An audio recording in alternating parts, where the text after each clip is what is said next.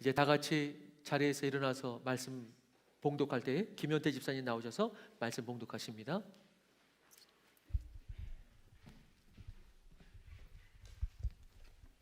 오늘 말씀은 누가복음 6장 17절로 19절 말씀입니다.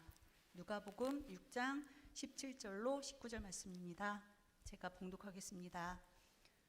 예수께서 그들과 함께 내려오사 평지에 서시니 그 제자의 많은 무리와 예수의 말씀도 듣고 병 고침을 받으려고 유대 사방과 예루살렘과 두로와 시돈의 해안으로부터 온 많은 백성도 있더라.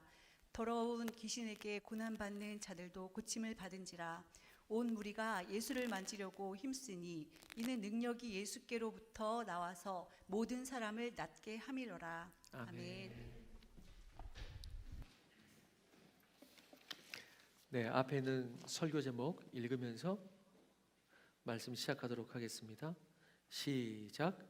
제자들을 세우신 제자들을 세워서 하신 일 혹은 하고자 하는 일, 누가복음 24번째 강해가 되겠습니다. 네, 여러분들이 한 번 정도는 들어봤을 법한 이야기가 하나 있죠. 이게 사실은 정확히 실화인지 아니면 어떤 이야기인지를 모르는데 의미 있는 이야기입니다. 미국의 에레미야 스티펙이라는 목사님이 계신데 어느 주일날 오전에 자신이 담임 목사로 새로 부임하게 된 그 교회 근처에서 노숙자로 변신해 주변을 어슬렁거렸습니다. 하지만 교인 중에 그에게 다가와서 말을 걸어온 사람은 불과 3명에 불과했고, 스티펙 목사님은 교회로 향하는 교인들에게 음식을 사려고 하니 잔돈 좀 달라고 했지만 어느 누구도 관심을 기울이지 않았다고 합니다. 예배 시간이 되어서 교회에 들어간 스티펙 목사는 맨 앞자리에 앉았지만 예배위원들의 저지를 받고 차가운 시선을 받으면서 맨 뒷자리에 겨우 착석하게 되었고, 이윽고 예배가 시작되고 중간에 광고 시간에 새로운 목사가 부임했다는 광고 시간과 더불어서 목사님을 초청했을 때 맨 뒷자리에 이 스티펙 목사님이 노숙자인 차림 그대로 강단에 올라오자 성도들은 모두 다 경악하며 깜짝 놀라게 됩니다. 그리고 설교를 시작하면서 곧장 스티펙 목사님은 마태복음 25장 31절부터 40절까지를 본문으로 읽어 내려갑니다. 대강 이런 내용이죠. 내가 줄일 때에 너희가 먹을 것을 주었고, 목마를 때에 마시게 하였고, 나그네 되었을 때에 영접하였고, 여기 내 형제 중에 지극히 작은 자에게 한 것이 곧 내게 한 것이라. 이 구절은 예수 그리스도께서 양과 염소의 비유로 누가 양이고 누가 염소인가 라는 것을 단적으로 보여주는 그런 예 중에 하나가 되겠습니다. 스티펙 목사님은 말씀을 마치자 스티펙 목사님의 말씀이 마치자 회중은 무언가에 심하게 얻어맞은 듯한 표정을 하면서 교인들 중에는 고개를 대부분 숙였고, 그리고 흐느끼는 사람도 있었고 회개하는 사람도 있었습니다. 그나마 이런 것에 반응한다는 것이 그나마 소망이 있는 교회죠. 스티븐 목사님은 이날 오전 자신이 겪었던 그 일을 이렇게 말하면서 이렇게 말합니다. 오늘 아침 교인들이 교회에 모이는 것을 봤습니다. 하지만 예수 그리스도의 교회는 아니었습니다. 세상에 교인들이 많습니다. 하지만 제자는 부족합니다. 여러분들은 언제 예수의 제자가 될 것입니까? 라고 도전합니다. 교인들은 많습니다. 그렇지만 제자가 없습니다. 여러분들은 언제 제자가 될 것입니까? 라고 말을 남기면서 이야기 마지막에 이렇게 이야기합니다. 그리스도인이 된다는 것은 당신이 믿는 것 이상입니다. 그것은 이웃과 함께 옆에서 삶으로 그리스도인으로서 살아내는 것입니다. 그러면서 제자의 삶을 도전하는 이야기를 하게 됩니다. 우리는 지난주 이 제자들의 주님께서 부르시고 그리고 그 명단들을 통해서 지극히 평범한 사람들을 불러서 주님 손에 붙들린 위대한 삶으로 그 제자들을 인도하시는 것을 보았습니다. 제자들을 부르신 이유가 뭐였냐? 너희를 보내기 위함이라고 또 그렇게 말씀하시면서 그러면서 그 모습을 보면서 특별히 제자들의 명단들을 보면서 누구든지 그리스도의 제자가 되고 또 누구든지 그리스도의 제자를 삼을 수 있다고 평범한 그 사람들을 위대한 하나님의 일에 초청하셨구나. 우리는 그렇게 보았습니다. 우리가 가진 약점과 허물에도 불구하고 나의 습관과 내가 정해놓은 틀을 깨고 부르심에 따라 순종할 수만 있다면 주님께서는 우리를 인도하기를 기뻐하시고 나 같은 사람을 통해서 제자로 부르셔서 하나님의 영광을 나타내시기를 원하시는구나. 우리는 이것을 지난주의 말씀으로 본 것이죠. 이제 그렇다면 오늘은 예수님께서 이 12제자를 부르시고 훈련하셔서 그리고 무슨 일을 하라고, 크게는 뭐 제자 되고 제자 삼는 것이지만 좀 더 구체적으로 보내시기 원하시면서 제자들을 통해 하기 원하는 사역, 제자들을 통해서 뭘 하고자 하는가, 그 일, 그 목적을 오늘 이제 뒤이어서 보여주십니다. 첫 번째가 뭡니까? 대지를 한번 읽어보겠습니다. 가로 안에 있는 것까지 쭉 그냥 같이 읽어봅니다. 시작. 오늘 제자들 부르시고 난 다음에 12절을 보니까 제자들을 부르시고 그들과 함께 이제 움직이기 시작합니다. 그들과 함께. 우리가 제자를 부르시는 병행 본문이 마가복음에 똑같이 나와 있습니다. 우리 그 구절을 동시에 한번 보겠습니다. 마가복음 3장 13절에서 15절입니다. 시작. 또 산에 오르사 자기가 원하는 자들을 부르시니 나아온지라. 이에 12를 세우셨으니 이는 자기와 함께 있게 하시고 또 보내사 전도도 하며 귀신을 내쫓는 권능도 가지게 하려 하심이로라. 똑같이 제자들을 부르는 똑같은 본문입니다. 근데 여기서도 말하죠. 제일 처음 이 제자들을 불러서 하고자 하는 게 뭐냐? 이에 12를 세우셨으니 이는 자기와 함께 있게 하기 위해서 제자를 불렀다, 이렇게 이야기합니다. 오늘 본문의 이야기에서는 12절에 그들과 함께 이제 움직이기 시작한다. 그들과 함께 이렇게 말합니다. 특별히 이 마가복음에서 자기와 함께 있게 하시고, 이 부분을 원문이나 영어 성경으로 보면 이 부분이 목적형으로 서술이 되어 있습니다. 목적형으로. 다시 말해서 이것은 다음 단계로 가기 위한 준비가 아니라 전도도 하고 귀신도 쫓고 권능도 갖고 봉사도 하고 다음 단계로 가기 위한 준비가 아니라 이것이 목적형으로 기술되어 있습니다. 봉사가 목적이 아니라 봉사함으로써 함께 주님과 하는 것, 그것이 목적이라고 이야기합니다. 전도하라고 하신 가장 큰 이유가 뭐냐? 그것은 그때 주님의 함께 하심을 그 어느 때보다 느낄 수 있고 그 어느 때보다 주님께서 함께 하시기 때문에 전도하라고 하는 목적형으로 되어 있다는 것입니다. 또 뭐 예수님과 함께 하지 않으면은 전도도 할 수 없기 때문이겠죠. 어떤 사람은 그런 의미에서 어떤 사람은 사역을 열심히 하는데 봉사도 열심히 할 수 있습니다. 그렇지만은 그것이 주님과의 교제를 꼭 말하는 것은 아닐 수 있습니다. 봉사 열심히 합니다. 사역합니다. 심지어는 전도도 할 수 있습니다. 그런데 주님과의 만남이 없습니다. 예배가 열리지 않는 사람도 있습니다. 내 예배, 월십이 예배가 열리지 않습니다. 주님과의 만남과 그 교제가 없습니다. 그런데 사역할 수 있습니다. 열심히 할 수 있습니다. 근데 중요한 건 뭡니까? 오늘 주님께서는 그 사람에게 가장 중요한 건 뭐냐? 오늘 이 제자로 부르신 가장 중요한 이유는, 그런데 그가 다른 무엇보다도 하나님께 예배드리는 것입니다. 주님과 교제하는 것, 주님과 만나는 것, 그것이 우리를 부르신 첫 번째 목적이라고 이야기합니다. 주님을 만나는 것이, 교제하는 것이죠. 그렇기 때문에 때로 사단은 이렇게 이야기합니다. 때로 사단은 우리가 봉사하거나 다른 어떤 일을 한다고 해도 사탄은 봉사 때문에 교회에서 열심히 한다고 두려워하지 않습니다. 어떤 사람을 두려워하느냐? 교회 열심히 하는 사람 두려워하지 않습니다. 교회 열심히 하는데 하나님과의 만남과 예배의 열림과 하나님과의 교제가 없이 열심히 하면 그 열심이 더 큰 시험이 될 수가 있습니다.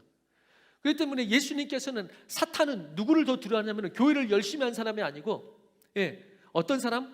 하나님, 주님과 동행하면서 열심히 하는 사람, 주님과 함께하는 사람을 두려워하는 것이지 그냥 열심히 한다고 두려워하지 않습니다.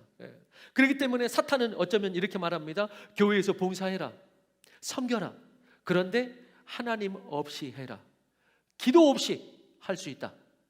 기도 없이 해라. 사탄은 전혀 두려워하지 않습니다. 그런데 기도 없이 성령의 역사를 사모하지 않는 일은 우리가 아무리 봉사를 많이 해도 궁극적인 목적을 잃어버린 것과 똑같다라고 오늘 제자를 부르시면서 말씀하는 것입니다. 궁극적인 목적을 잃어버리고 아무리 전도하고 뭐 그것도 잘 안 되겠지만은 봉사하고 해도 그것은 오히려 나중에 걸림이 될 수 있다. 오히려 그게 내 의가 돼서 교만이 될 수 있다라고 성경은 이야기하는 것입니다. 그래서 성경은 말하는 것입니다. 봉사하라고 하신 것, 전도하라고 하신 것은 우리 주님과 함께 동행할 수 있기 위해서 그 기회를 만들라는 것입니다. 그게 가장 중요하다라는 것입니다. 교제가 회복되기를, 또 주님과 동행이 회복되기를 그런 의미에서 먼저 축복하여 드리는 것입니다. 그렇게 동행하다 보면 또 어느덧 봉사의 자리에 와 있을 수밖에 없습니다. 주님과 교제하다 보면은 주님과 함께 동행하는데 앞에 믿지 않는 자를 만났단 말이죠. 그러면은 주님께서 동행하고 있기 때문에 주님께서 저에게 자꾸 찌르는 것이죠. 그에게, 믿지 않는 그에게 네가 믿는, 내가 함께 있는 그 예수 그리스도를 전하라고. 주님과 동행하다 보면 전도가 또 되는 것이죠. 전도. 그래서 자연스럽게 열매를 맺는 것이죠. 그래서 봉사하는 것, 전도하는 것, 제자가 되고 제가 삼는 것, 이 모든 목적은 주님과 함께하기 위함이라고 성경은 이야기합니다. 때로 하나님의 일을, 교회의 일을 이렇게 할 때 때로는 부탁과 설득을 통해서 하거든요. 부탁과 설득을 합니다. 설득과 부탁, 어느 정도 끌어내주는 것도 필요합니다.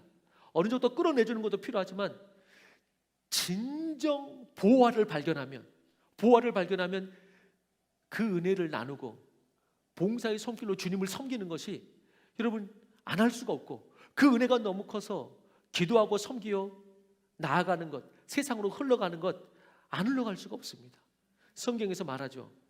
천국을 발견한 사람은 땅에 감추인 보화를 발견하고 돌아가서 자신의 소유를 다 팔아서 그것에 사는 농부와 같다, 이렇게 말하고 있는 것입니다. 그래서 그 보화를 발견하지 않는 사람에게, 그 보화를 발견하지 않는 사람에게 집과 땅을 팔아 주님께 헌신하라고, 하나님을 따르라고 하면은 그게 얼마나 힘들겠습니까? 설득과 부탁으로 찐을 빼는 사역이 적지 않죠. 교회마다 설득과 부탁으로 찐을 빼는 사역이 적지 않습니다. 그러나 보화를 발견하면 자원하는 마음으로 모든 것을 들여 사는 것입니다. 그것은 하나님께 감사하지 않는 것이 이상한 것입니다. 무슨 말씀 드리려고 하냐면은, 보화가 무엇입니까? 보화는 두말할 것도 없이 그 비유는 예수 그리스도를 보화라고 말합니다. 예수 그리스도가 보화란 말이죠. 이 보화이신 예수와 함께 있기를 삼아 이 예수를 만나면, 이 예수를 만나고 이 예수와 함께 동행하게 되면은 여러분 봉사, 전도 하지 말라 그래도 그것은 된다는 것이죠. 그것은 자연스럽게 연결이 되는 것입니다.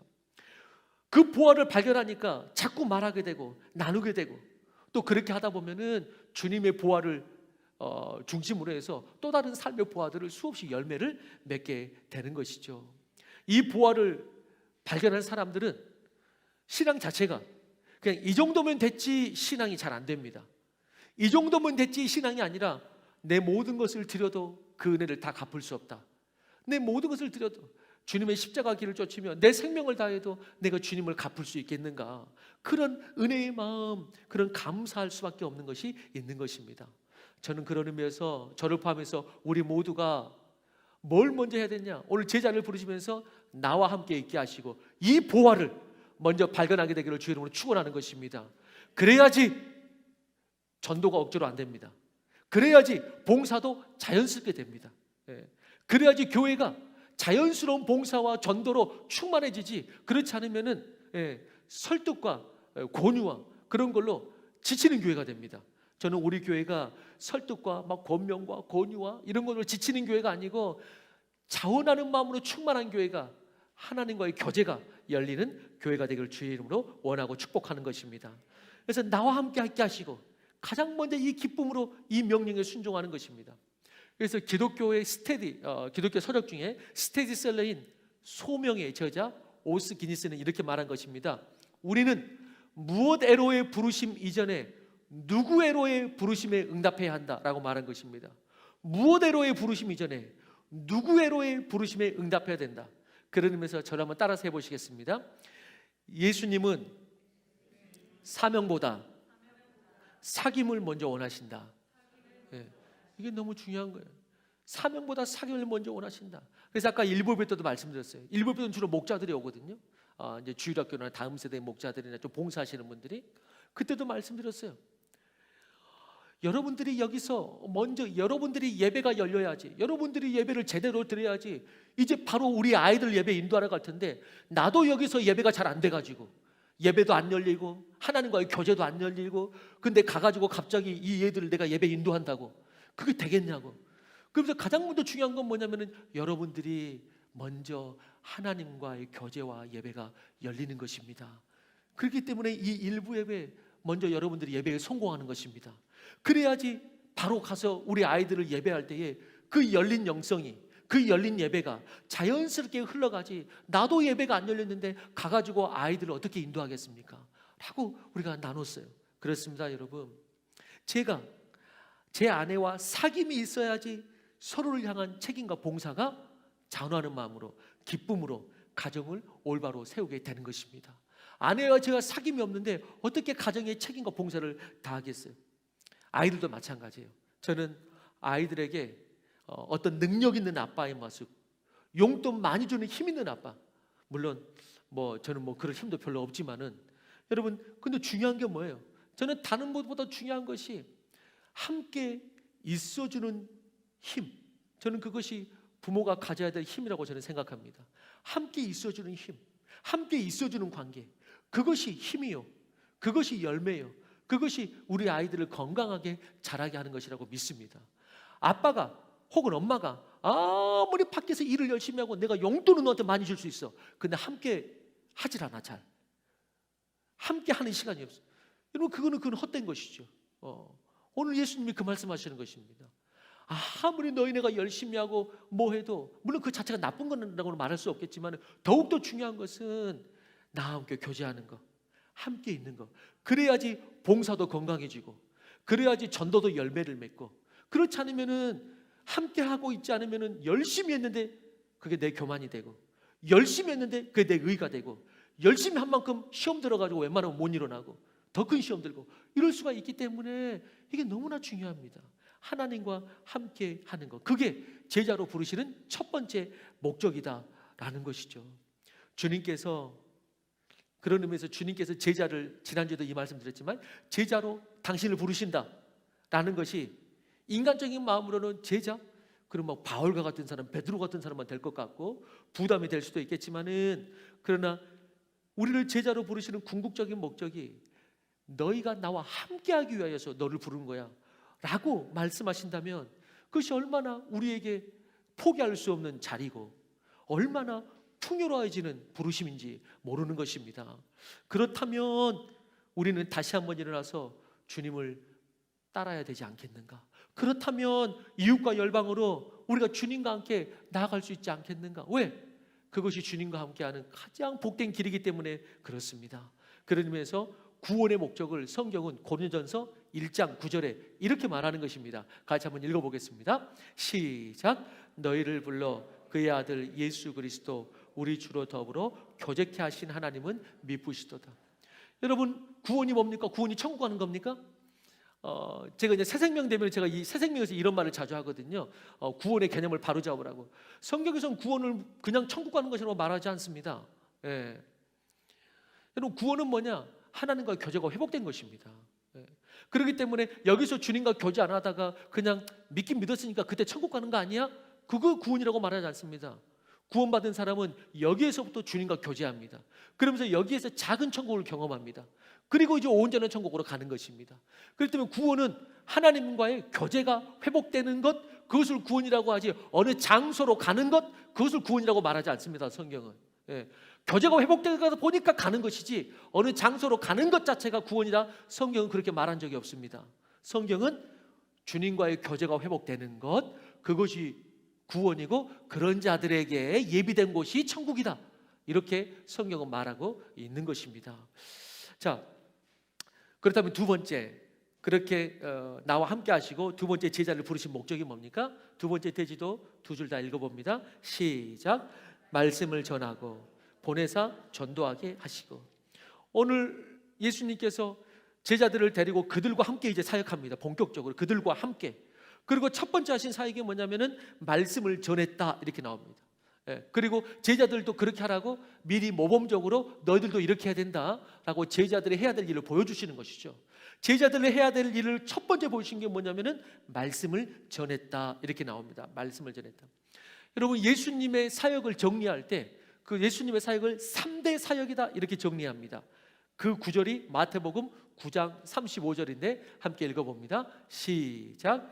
예수께서 모든 도시와 마을에 두루 다니사 그들의 회당에서 가르치시며 천국 복음을 전파하시며 모든 병과 모든 약한 것을 고치시니라.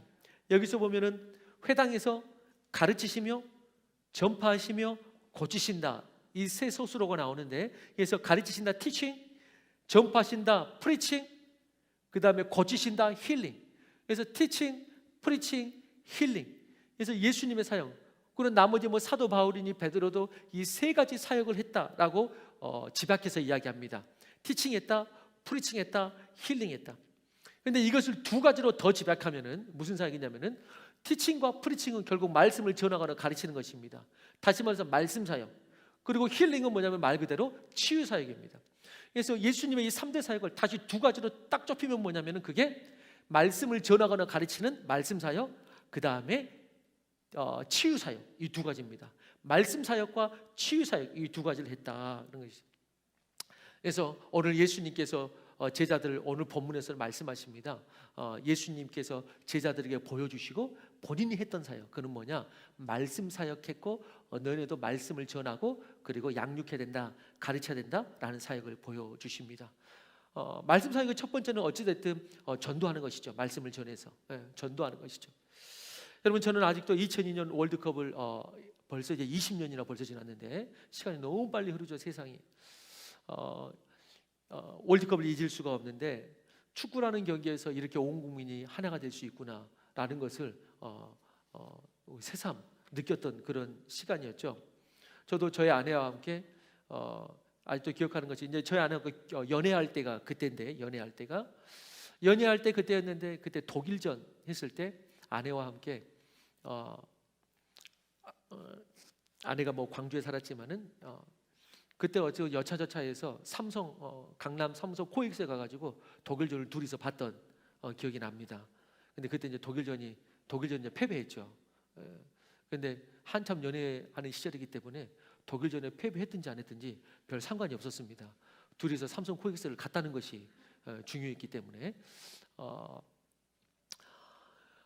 근데 가장 기억에 남는 여러 가지, 그때 뭐 신화를 썼다 이러면서 아마 이태리전이 가장 기억에 남는 것 같은데, 안정환 자신이 골을 실축해가지고 실수를 많이 한 듯한 연장전 끝에 역전골을 넣었던 그 장면이죠. 그때가 이제 저는 이제 신학대학원을 다니면서 연애하던 때인데, 신학대학원 다닐 때 기숙사에서 그 이탈리아전을 선 후배들과 모두 다 교회에서는 전도사들이지만은 사역자들이지만은 기숙사에서 정말 팬티하고 메리아스만 입고 전부 수십 명이 모여가지고 거실에서 봤던 기억. 그리고 골이 터지자 정말 누가 그 자리에 편안히 앉아 있었겠습니까? 전부 일어나서 환호성을 지르고 여러분, 사람이 정말 기쁘니까 옆 사람을 안게 되더라고요. 그렇게 되는구나. 교회에서도 그런 것 같아요. 정말 기쁘면은 막 손을 내밀고 반갑다고 안고 그러는 거구나.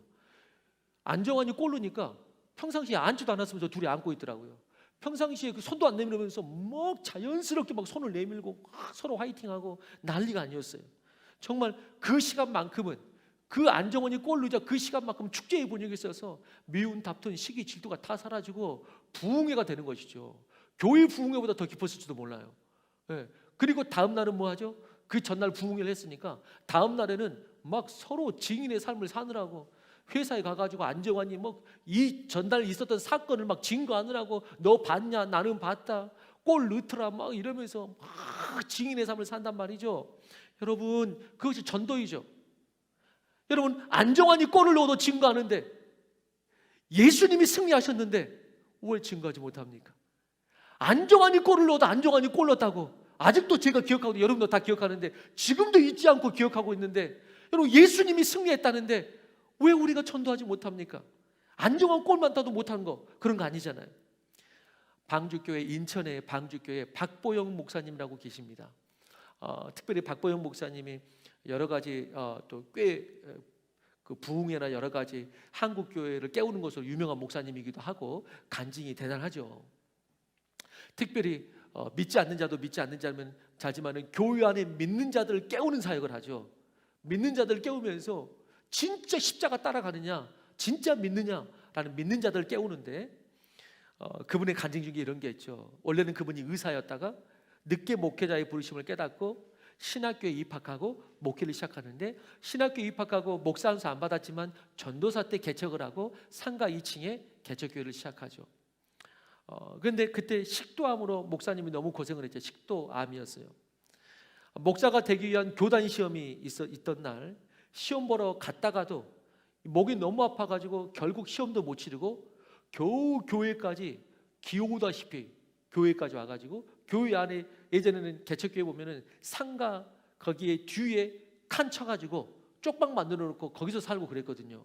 개척교회 목사님이나 심지어는 가정이 살기도 하고, 겨우 교회까지 기어와가지고 누워 있는 거죠. 방 안에 누워 있었습니다. 근데 그러다가 거의 죽을 것처럼 아프니까 드는 생각이, 내가 그래도 목회자고 예수 믿는데 이렇게 시름시름 앓다가 죽어야 되겠느냐. 죽더라도 내가 기도하다 죽자. 죽더라도 기도하다 죽자 생각하고 강단으로 나가가고 엎드려서 간절하게 기도하기 시작합니다. 근데 기도하다 보니까 또 내가 죽더라도 그래도 마지막 순간 하나님이 기뻐하시는 일을 내가 하다가 죽어야지. 내가 이렇게 시름시름 앓다가 죽었더라 이러면 되겠느냐.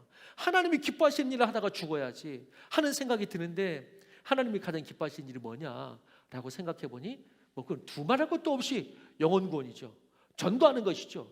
전도하는 것, 한 영혼을 구원해서 주님께 드리는 것, 그것이 가장 기뻐하시는 일이니까 그 생각이 깨달아지자, 그래 죽더라도 전도하다 죽자 라고 하고 교회가 있는 2층에서 아래층으로 거의 기어 내려가다시피 내려가는데, 마침 어떤 사람이 그 건물 앞을 지나가길래 박보영 목사님이 예수 믿으세요 라고 전했다고 합니다. 그러니까 그 사람은 누가 길에 서지도 못하고 거의 누워 있어가지고 엎드려가지고 그렇게 말하니까 아파서 누워 있어가지고 자기한테 누가 힘없이 소리로 중얼거리는데 무슨 말인지 모르겠으니까 그 지나가는 사람이 뭐라고요? 하고 귀를 기울이더랍니다.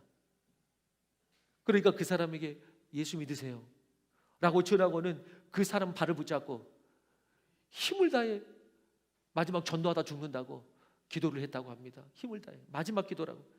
그런데 기도를 하는 순간, 기도를 할수록 점점 다리에 힘이 생기고, 그리고 점점 몸이 회복되는 것 같은 그런 기분이 들고, 그러면서 먹고 싶다는 생각이 다시 들어서 그 기도해주고 오히려 힘이 전도해주고 전도하고 난 다음에 힘이 나서 식당에 가서 음식을 사 먹는데 그 음식이 잘 넘어가더라는 것이죠. 먹었다고 그래요. 식도암 환자였는데. 그 후 그 목사님이 그렇게 간증합니다. 그 후에 참 놀라운 것은 항상 이렇게 전도만 하면 몸이 회복된다. 전도만 하면은 내 삶이 회복되더라. 이것을 간증합니다. 전도만 하면은 몸이 다시 돌아온다고. 네. 여러분 무슨 말을 하려고 그럽니까? 여러분 이 교회가 하나님이 기뻐하시는 교회가 되기를 바랍니다. 그러면 하나님께서 우리를 회복시켜 주시고 우리가 하나님 일하면 하나님께서 우리 일을 해 줄 걸로 믿습니다. 내가 이것만 다 하면, 이것만 해결되면, 이것만 고쳐지면은 자꾸 단계와 순서를 내 중심으로 바꿔놓으면은 하나님의 역사를 보기가 쉽지가 않다는 것입니다. 여러분 교회 왔는데 교회 오면은 내가 마음 평안하라고 오는 것이지, 당연히 그렇죠. 평안하면 나쁠 게 뭐가 있겠습니까? 좋죠. 교회 왔는데 좀 부담스러운 말, 헌금, 전도 선교, 제자 되라 말고 그냥 교회 왔는데 그냥 편하게 은혜 받고 주일에 그냥 그렇게 기뻤으면, 편하게 기뻤으면 좋겠다고, 나쁜 거 아니고 좋습니다. 그러나 그것이 먼저면 우리 자신이 우상들이 된 그런 교회가 되는 것입니다. 우리 자신들이 우상들이 된 교회가 되는 것입니다. 교회는 뭐라고요? 가장 먼저 교회는 하나님이 기뻐하시는 교회가 되어야 될 줄로 믿습니다. 그래서 여러분 우리가 그렇게 말해야죠. 나는 교회 와가지고 그냥 다른 부담스러운 말 말고 목사님이 때로는 막 찌르기도 하고 막 도전 주기도 하고 이러는데 난 그냥 편하고 좀 기뻐하는 좀 그랬으면 좋겠다고. 여러분 그거는 내 교회죠. 그거는 내 교회. 저는 이 교회가 주님의 교회가 되기를 바랍니다. 먼저 주님이 영광 받으시고 주님이 기뻐하시는 교회, 그러면은 그 다음 것은 기뻐하지 말라고 해도 기쁨이 임하고, 성도들 가운데 은혜가 임하고, 서로 간증하면서 내가 하나님이라니까, 하나님은 내일 해주시니까 간증거리가 많아지고, 그 간증을 나누다 보니까 막 서로 막 배가 되고, 그런 놀라운 일이 있게 되는 것입니다. 그것이 교회죠. 여러분, 그래서 우리가 가장 먼저 교회는 하나님이 기뻐하시는 교회. 그럴 때 진짜 교회가 행복해지는 줄로 믿습니다. 내가 행복해지려고 그 목적으로 나오면은 쉽지가 않습니다. 인간들이 모이기 때문에. 그런 노력은 세상에서도 했습니다. 세상에서도 그런 노력은 다 합니다. 그런데 하나님이 목적이 되니까 나머지 것이 되더라는 것이죠. 하나님이 목적이 되니까 세상에서 노력했던 행복과는 다른 행복이 임하더라는 것이죠. 세상에서 누렸던 그런 기쁨과 다른 기쁨이 임하더라는 것이죠. 그건 완전히 다른 것이죠. 그렇게 되니까 성도들이 복을 얻은 역사가 있고, 하나님이 일을 하다 보니까 내 일을 주님께서 해주신 역사가 간증이 많아지니까 막 교회가 풍성해지고 나눌 것이 많아지는 것이죠. 나눌 것이 많아. 전 여러분들이 하나님을 나눌 것이 많아지기를 주 이름으로 축원합니다. 그냥 하나님이 내게 하신 일을 나눌 것은 없고 그냥 내 일만 나누는 것이 많은 그런 교회가 아니고, 모였다 하면은 하나님이 하신 일을 나눌 게 많아지는 것이죠. 하나님이 하신 것을 나눌 게 많아지는 것이죠. 그런 의미에서 11월 셋째 주에 우리가 일반적으로 추수감사 주일로 우리가 하는데, 우리가 추수감사 주일 겸 이제 하나님께서 준공해 주셨으니 이제 그래도 잘 마무리하기 위해서 감사합니다. 준공감사 하나님께 드리는데, 그러면서 동시에 한 가지를 더 하려고 합니다. 그게 뭐냐면은 새 생명을 초청하는, 그 새 생명에 코로나니까 어느 정도까지 뭐 가능할지는 모르겠습니다만은 그래서 조금 풀려서 새 생명의 축제를 하려고 합니다. 왜 그렇게 하려고 하느냐? 여러분, 우리가 얼마 전만 해도 준공이 나게 해달라고 우리가 뭐 거의 뭐 한 달 넘게 계속 기도했거든요. 여러분, 근데 그것보다 더 중요한 기도는 뭐예요? 여러분, 시청에서 준공받는 것보다 더 중요한 기도와 바람은 하나님께서 이 교회는 내 교회라고 준공해 주시는 교회가 되어야 되는 것입니다. 여러분, 시청에서 준공해 주는 거 뭐 틀린 거 아니죠? 좋죠. 그렇지만은 시청에서 준공해 주는 게 그렇게 의미가 있습니까? 기도는 했지만 뭐가 더 의미가 있죠? 시청에서 준공해 주는 것에 의미가 있는 것이 아니고 하나님이 준공을 해줘야죠. 하나님이 이 교회는 내 교회라고, 시청에서 이거 교회 건물을 인정하겠다고 이게 아니고 하나님께서 이 교회는 내 교회를 인정하겠다고, 그 준공이 있어야지 이 교회가 진짜 교회가 되는 줄로 믿습니다. 그러면 뭐죠? 시청은 건물을 검사합니다. 시청이 와서 계속 검사했거든요. 뭐 오배수가 잘 되는가, 방염 처리는 잘 됐는가, 이런 걸로 준공검사를 냈거든요. 근데 하나님은 준공검사 내려면은 뭘로 준공검사 내주죠? 하나님은 얼마나 멋지게 지었나, 이것 때문에 준공검사 내주잖아요. 그렇지 않죠. 이 교회가 내가 준공검사 내주려면은 건물을 어떻게 지었냐, 얼마나 크게 화려하게 지었느냐가 아니고 이 교회가 세우신 하나님의 목적에 맞느냐, 그것 때문에 주님께서 준공검사를 내주시는 것이죠. 그런 의미에서는 예수님 당시에 그 유대인의 그 예루살렘 성전, 역대 가장 큰 성전이었죠. 금으로 떡칠을 하고 황금문이 있고 가장 큰 화려한 성전. 그래서 제자들이 묻죠. 예수님과 이렇게 걷다가 제자들이 예수님께 말하잖아요. 이 성전을 좀 보라고. 제자들이 자랑하듯 자기도 이런 성전 때문에 놀랐다는 듯이 이 성전을 보라고 예수님께 말하자 예수님께서 뭐라고 말씀하시죠? 예수님이 맞다고, 너무 잘 지었다고, 내 성전이라고 이렇게 말하던가요? 아니죠. 이 성전이 무너지리라 그렇게 말합니다. 아무리 금으로 지었든 뭘로 했든지 뭘로 도배했든 이 성전이 무너지리라. 왜 무너진다고 말하죠? 성전은 모르겠지만은 하나님의 뜻이 이루어지지 않는 곳, 그렇기 때문에 이 성전은 무너질 것이다. 하나님의 뜻이 이루어지지 않는 것, 그건 두말할 것도 없이 뭐죠? 영혼 구원의 방주 역할을 못하는 곳. 그렇기 때문에 이 성전은 무너지리라. 오히려 이 성전이 쌓아놓은 우리의 상아탑이 되고 우리의 어떤 율법적 형식이 되고 이러기 때문에 오히려 이거는 무너지리라. 무너지는 게 오히려 너희에게 낫다라고 예수님은 이야기한 것입니다. 그런 의미에서 우리가 새 생명을 초청하는 날로 삼고자 하는 것은 우리 스스로 검증해보자 이 말입니다. 우리 스스로 여기가 진짜 성전이냐 우리 스스로 확인해보자 이 말입니다. 시청이 확인해주는 거 말고 하나님이 확인해주고 우리 스스로 확인해보자 이 말입니다. 그래서 우리 스스로 어떤 마음을 갖느냐, 이러니까 주님께서 이 교회에 지으라고 하셨구나, 이러니까 주님께서 이 교회 진짜 교회라고 말씀하시겠구나 라고 하는 것을 우리 스스로 확인하는 것입니다. 그러면서 우리는 뭐한다? 우리 진짜 교회 다닌다, 그 생각을 품어보자 이 말입니다. 우리 진짜 교회 다닌다, 교회 다닌다. 그리고 이렇게 건축하게 하신 이유가 이래서 건축하게 하셨구나, 이 교회 진짜 하나님이 준공해준 그 교회다 라고 우리끼리 확신하는 것입니다. 우리가 그걸 확신해야죠. 그래야지 교회죠. 그래야지 교회 다니는 거죠. 교회 다니는 거죠. 예. 여러분, 그런 의미에서 여러분들 우리가 스스로 확증하는 시간이 되기 위해서 여러분 그 누군가 전도하는 게 아니고, 저는 여기 있는 모든 사람들이 다 하나님 나라의 전도에 참여하시기를 주 여러분 축원합니다. 예. 그 일은 목사가 하는 거, 어느 믿음 좋은 사람 하는 거, 그런 게 아니고요. 여러분, 만약 예수를 믿었다면 이 예수님을 전하시기 바랍니다. 오늘 제자를 부르신 이유가 그 이유입니다. 우리가 그래서 지난 금요일 날 3주에 걸쳐서 영상을 봤죠. 전도 간증에 모시지를 못하니까 영상으로 전도 간증의 영상을 봤죠. 그리고 지지난주에 그래도 그 영상을 보면서 도전이 많이 됐어요. 어떤 목사님의 설교를 통해서.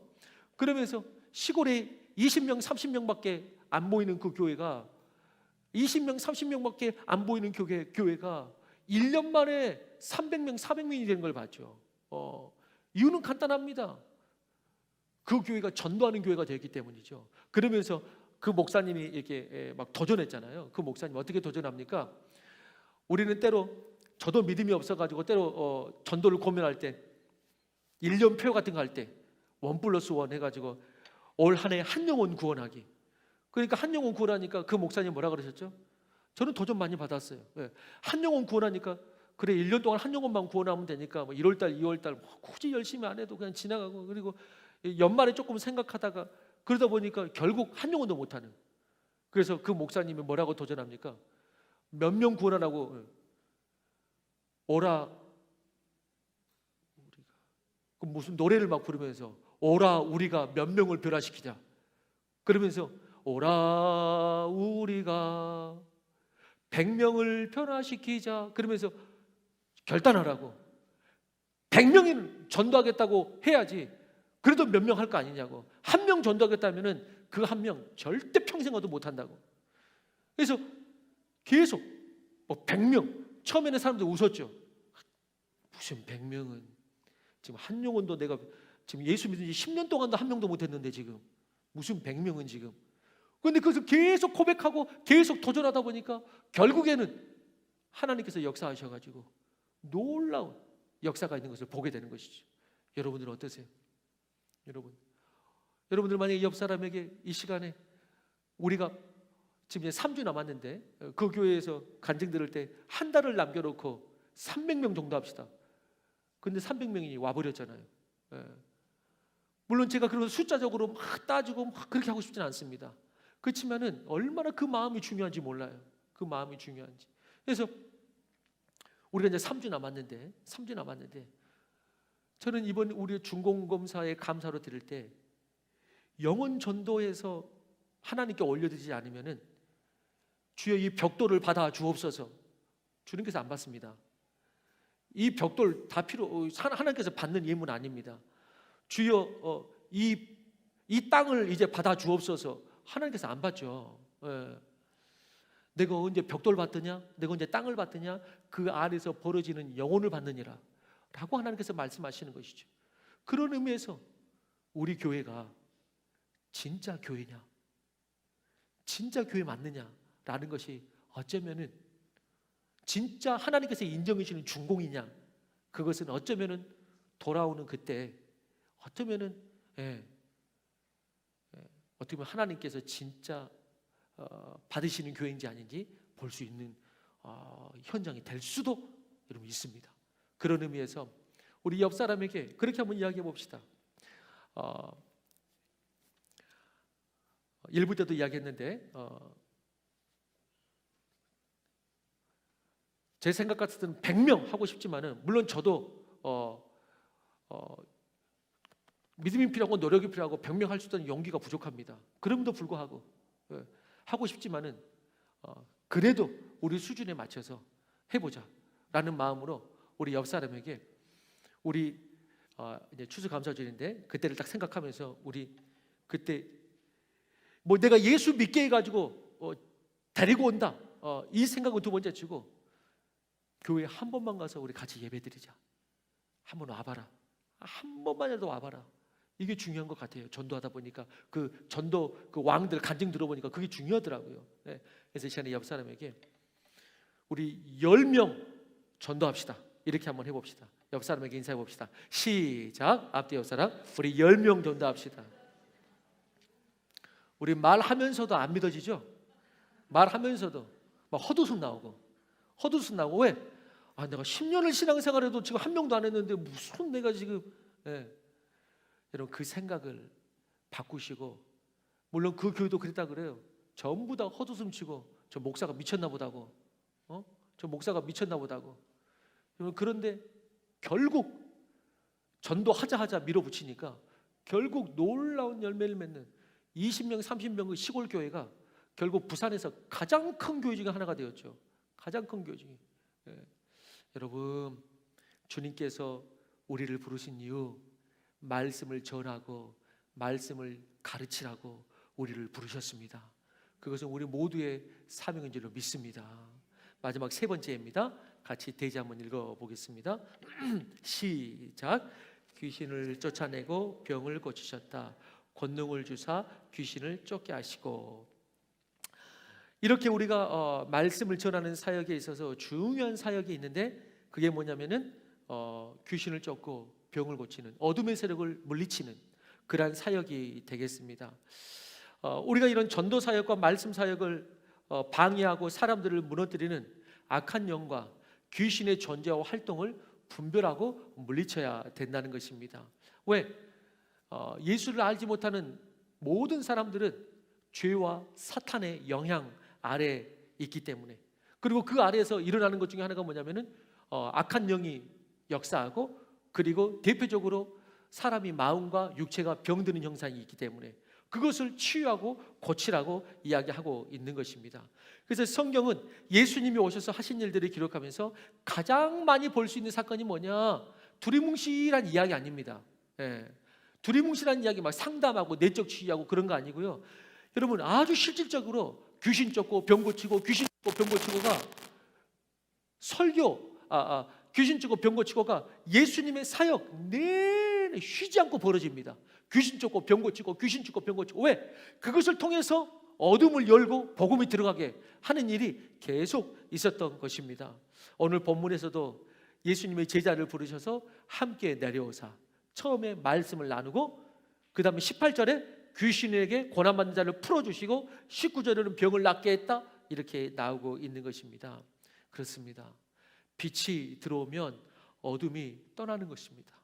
빛이 들어오면 어둠이 떠나는 것이, 둘이 함께 공존할 수는 없는 것입니다.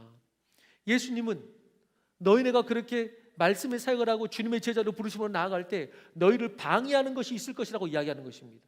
악한 영이, 귀신이 너희를 방해할 것이다. 때로는 마음을 혼란스럽게 하고 생각을 복잡하게 하고 실질적으로 환경이 어떤 것을 어그러뜨리고, 그래서 악한 영이 미혹하고 너희를 붙들고 흔들 것이다 라고 이야기합니다. 여러분 이렇게 질문 하나 하겠습니다. 여러분 교회 안에는 악한 영이, 귀신의 역사가 있을까요? 없을까요? 교회 안에 주님의 교회인데 있나요? 여러분 있죠. 왜? 예수님께도, 예수님 그 자체에게도 사탄이 와가지고 미혹했습니다. 예수님에게도 와가지고 막 미혹하려고, 예수님 무너뜨리려고 그랬는데, 우리끼리 모인, 우리가 모인, 인간이 모인 하나님 계시지만 여기에 사탄이 역사하지 않겠습니까? 오히려 세상은 자기 바치고, 세상은 이미 자기 바치고, 그 무엇보다 신경 쓴 게 여기 안에 있는 자를 흔들어서 어떻게 세상으로 데리고 갈 것인가, 어떻게 여기서 빼낼 것인가 하는 것이 오히려 사탄의 가장 타겟일 수가 있기 때문에 여러분, 교회 안에 사탄의 역사가 있고, 여러분, 영혼들 안에도 귀신이 믿음에도 불구하고 계속해서 우리를 미혹하고 역사할 수가 있다는 것입니다. 그렇기 때문에 여러분, 교회를 위해서 우리가 교회 안에서 기도할 때 그냥 우리가 꿈을 꾸듯이 그 좋으면 좋다는 식으로만 기도할 수 없습니다. 교회는 끊임없이 뭐 해야 되죠? 영적 전쟁을 해야 되는 것입니다. 그냥 신앙을 좋으면 좋다는 식으로만 할 수는 없습니다. 예. 어쩌면 그것도 사탄의 미혹입니다. 야, 다 좋은 게 좋은 거야. 그런데 영적 전쟁을 해야 되는 것은요, 때로는 느낍니다. 교회에서도 더러운 귀신이 이쪽 가서 찌르고, 이쪽을 조금 해결하고 싶으면 뿡 떠가지고 툭 떠가지고 저쪽 가서 찌르고 있어. 똑같이 또 저기를 조금 해결했다 싶으면은 뚝 떠가지고 또 저쪽 가서 찌르고 있어. 계속 이렇게 움직이면서 이렇게 찌르고, 해결하면 또 저기서 찌르고 이러고 있더라는 것이죠. 그런 것들을 보게 돼요. 예. 때로는 특별할 것도 없죠. 패턴도 다 비슷해요. 다른 교회도 그렇거든요. 다른 교회 목사님도 이야기해 보면은, 예, 교회가 힘들고 성도들이 시험 넣는 다 패턴이 비슷비슷해요. 예. 다 대부분 교회 패턴이 비슷해요. 이쪽 가서 찌르고 저쪽 가서 또 찌르고, 예. 좀 기도한다 싶으면 또 기도하지 않는 저쪽 가고, 또 여기를 위해서 또 중보한다 싶으면 또 저쪽 가고, 이게 다 똑같더라고요. 여러분, 주님께서 병을 고치고 귀신을 쫓아내는 권능을 제자들에게, 우리들에게 여러분 주셨습니다. 여러분, 그 권능으로 귀신을 쫓아내시기 바랍니다. 예, 귀신을 쫓아내시기 바랍니다. 먼저 가장 중요한 나를 미혹하는 악한 더러운 귀신을 쫓아내시고, 그리고 주변을 방어하고 공격하는 귀신을 쫓아내시기 바랍니다. 여러분, 그래야지 회복됩니다. 여러분, 그래야지 성령이 또 역사할 줄로 믿는 것입니다. 사도행전에서 그래서 사도들도 그 일을 똑같이 하잖아요. 주님만 하는 것이 아니고 너희들도 할 수 있다라는 증거를 또 사도들이란 또 다른 사람들도 보여주시잖아요. 많이. 한 구절만 읽어봅니다. 사도행전 8장 7절에서 8절입니다. 시작. 많은 사람에게 붙었던 더러운 귀신들이 크게 소리지르며 나가고, 또 많은 중풍병자와 못 걷는 사람이 나으니 그 성에 기쁨이 있더라. 예. 사도들도 똑같이 예수 인전을 사역했고, 우리들도 똑같이 뭐 할 수 있다? 저렇게 사역하라고 성경에 기록된 것이다. 성경에 그것이 기록된 것은 우리만 했지 너희는 하지 마, 그러라고 기록된 것이 아니다. 어떤 사람 말합니다. 그것은 그 시대에만 있었던 일이라고. 그러면 여기다 왜 기록하겠습니까? 이거는 우리 때만 있는 일이니까 너희는 그냥 하지 마 라고 하면 기록할 필요가 없죠. 근데 기록한 이유는 뭡니까? 예수 그리스도를 따르는 너희도 이렇게 해라 했기 때문에 기록한 것입니다. 그렇기 때문에 여러분, 악하고 더러운 귀신을 쫓아내시기 바랍니다. 때로는 내 마음 가운데 악하고 더러운 생각이 들고 마음이 잡히지 않고 생각이 복잡하고, 항상 왜 이렇게 나는 부정적으로만 생각이 들까? 왜 나는 이렇게 비판이 들어오지? 나는 왜 이렇게 믿음을 붙잡고 싶은데 이렇게 흔들리지? 라고 할 때마다 여러분, 귀신을 분별하고 악한 영을 쫓아내시기 바랍니다. 그래서 자기에게 명령하세요. 나사는 예수 그리스도를 명하노니 내 생각을 틈타고 내 마음을 붙잡고 흔들려는 악하고 더러운 귀신아 떠나갈지어다 라고 명령하십시오. 믿음이 좀 올라가려면 또 치고 들어오고, 믿음이 올라가면 또 사탄이 치고 들어오고, 얼마나 그런 게 많습니까? 그때 필요한 게 뭡니까? 영적 전쟁이 필요하다 이 말입니다. 영적 전쟁이 없이는 믿음 성장하기 쉽지 않습니다. 영적 전쟁 안 했는데 그냥 자연스럽게 믿음이 올라가더라, 쉽지 않습니다. 여러분, 누구라도 나를 위해서 기도라도 해줘야 됩니다. 그래야지 믿음이 올라가기 시작하는 것이죠. 여러분, 저는 오늘 이 귀신을 내어쫓는 이 이야기가 너무 멀리 느껴지지 않게 되기를 바랍니다. 지금 우리 안에 있는 영적 현실입니다. 그리고 어쩌면은 당신 안에 있는 영적 현실입니다. 내 안에 있는, 저는 소망합니다. 우리 모두 여기 계신 성도님들 한 분 한 분 사탄이 건들기 쉬운 상대가 아니기를 축원합니다. 사탄이 건들기 쉬운 상대가 아닌 정도. 어떤 사람은 사탄이 저 정도는 넘어뜨리기 간단해. 그리고 한 번 넘어지면은 오래가 잘 못 일어나. 그러니까 신경 별로 안 써도 돼. 이런 성도가 있을 수 있고요. 어떤 성도는 저 성도 쉽지 않다 우리가 공격하기에, 기도하는 사람이나 접근하기도 쉽지 않고, 웬만한 일에는 저 성도 잘 흔들리지도 않고, 웬만한 일이 있어도 예수님이 하기 때문에 우리가 접근할 수가 없다라는 그런 성도, 우리 모두 이런 성도, 후자의 성도가 되기를 주로 축원하는 것입니다. 저는 이 주일에도 예배드리다가 귀신이 떠나가기를 축원합니다. 예배드리다가 귀신이 떠나가야죠. 생각을 점령한 악한 영이 떠나가기를 축원하는 것입니다. 예배드리다가 병이 나을 수 있다고 믿으시기를 바랍니다. 예배드리다가 병이 나을 수 있죠. 만약에 지금 막 귀신이 쫓겨난다, 예배드리다가도 귀신이 쫓겨나고 병이 나올 수 있다, 그러니까 이 말을 지금 했을 때 만약에 안에서 잘 믿어지지 않고 에이 잘 믿어지지 않는다, 지금 그 안에 그 귀신이 떠나야 됩니다. 그래서 지금 그 안에 그 귀신이 떠나야 되는 것입니다. 여러분, 하나님의 나라는 지금도 역사합니다.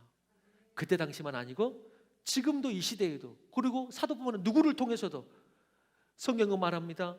모든 사람, 믿는 자에게는 이런 표적이 따르리니, 하나님의 나라는 말에 있지 않고 능력에 있다고 말합니다. 왜 그런데 자꾸 그 시대에만 그랬고, 그리고 특별히 은사받을 받은 사람이 그러지 이런 식으로 말을 하느냐, 성경에 없는 이야기를 자꾸 이렇게 하느냐? 내가 믿음이 없으니까 하는 것입니다. 내가 믿음이 없으니까 성경에 없는 이야기를 하는 것입니다. 내가 믿음이 없으니까, 내가 귀신을 못 쫓아내니까 성경에 없는 말을 자꾸 하는 것입니다. 네. 여러분, 성경은 저뿐만 아니고 여기 앉아 계신 한 분 한 분, 만약에 당신이 예수를 믿는다면 당신에게도 이런 권능이 있다고 성경은 약속하십니다. 그 권능을 사용하는 우리 모두가 되기를 주로 축원하는 것입니다. 그래서 안사모도 저를 위해서 기도한다고 그래요. 말씀 사역도 말씀 사역이지만은 안사모가 저를 위해서 기도할 때 그렇게 기도한다고 그러더라고요. 말씀과 더불어서 당신이 기도할 때 귀신이 쫓겨나고 병이 낫는 역사가 있고 그런 역사가 막 있었으면 좋겠다고. 네, 이런 역사가 좀. 그래서 저도 가끔 기도해요. 주여, 그런 역사가 있게 하여 주옵소서. 예배 드리다가 귀신이 쫓겨나게 해주시고, 여기 생일자 나왔는데 손 얹고 기도했는데 쓰러지게 하여 주옵소서. 그런 거 보면 그때서나 아유 진짠가 보다. 아유 그때서나 이제 아유 목사님이 조금 영험하신가? 이제 그때서나 사람이 봐야지. 다음 주 생일자 기대해요. 다음 주 생일자 누구야? 기도할 때 악한 영이 떠나가라고 기도해 버릴 테니까. 여러분, 우리가 믿음을 가지고 우리가 나아갈 때 믿음으로 성경대로 기도할 수 있다면 주님 뜻에 따라 치유하시고 귀신이 쫓겨나고 새롭게 하실 줄로 믿습니다. 자녀가 아플 때 아빠가 기도는 안 해주고 빨리 병원 가라고, 병원이 필요 없다는 소리가 아니고 당연히 가야죠. 저도 가는데. 근데 아빠가 기도해줘야지 빨리 병원 가라고. 하나님보다 의사를 더 신봉해가지고, 하나님보다 의사는 의사고, 저는 믿음으로 기도해주는 우리가 되길 바랍니다. 기도해주고 병아 떠나가라, 귀신아 떠나가라. 그러면은 의사의 치료도 더 효과적일 줄로 믿는 것입니다. 그렇게 돼야죠. 오늘도 주님은 우리를 부르셔서 죽어가는 영혼들을 구원하라고, 어둠의 영을 쫓을 능력을 주시고 진리를 우리에게 가르치라고 나누라고 주셨습니다. 그리고 그 모든 일을 할 때 내가 너희와 함께 하겠다고 궁극적인 목적을 말씀해 주셨습니다. 우리가 이 부름 앞에 응답하는 모두가 되기를 바랍니다. 누구처럼? 이사야처럼 우리가 응답하기를 바랍니다. 이사야 말씀 마지막으로 읽으며 말씀을 마무리합시다. 이사야에서 6장 8절입니다. 시작.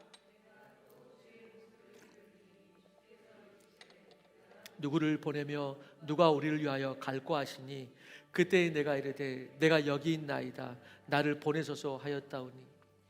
주님 내가 여기 있사오니 나를 보내소서. 이사야가 그렇게 고백한 것입니다.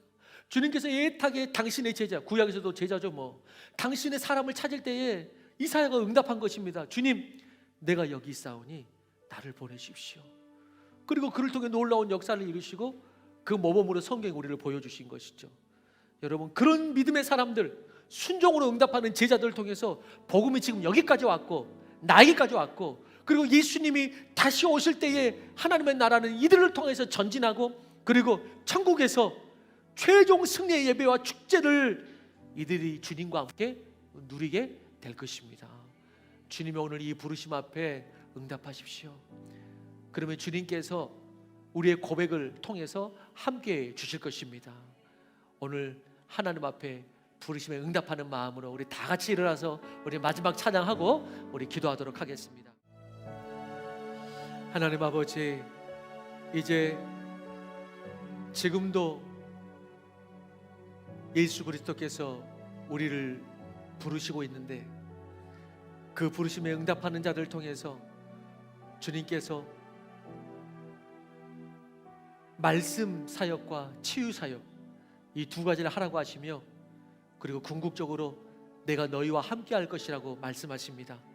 하나님 아버지, 주님과 함께하고 주님의 역사하심을 풍성하게 누리는 것, 그것은 이 말씀 전도 사역과 치유 사역이라고 성경은 말합니다.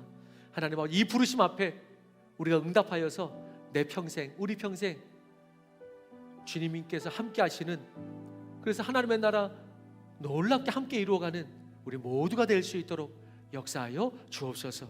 그렇게 주님의 부르심 앞에 응답하는 사랑하는 성도와 각 가정 위에 하나님의 큰 사랑과 예수 그리스도의 은혜와 성령님의 동행하심이 영원토록 함께 하시기를 간절히 축원하옵나이다.